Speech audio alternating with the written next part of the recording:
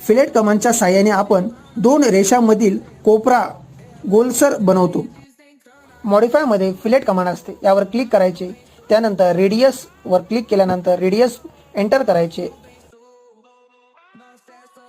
नंतर पहिला लाईन नंतर दुसरी लाईन सिलेक्ट केल्यावर कोपरा गोलाकार बनतो. पुन्हा एकदा पहा, रेडियस 20 एंटर. एक लाईन ही दुसरी लाईन, अशा केल्याने आपल्याला एक गोलाकार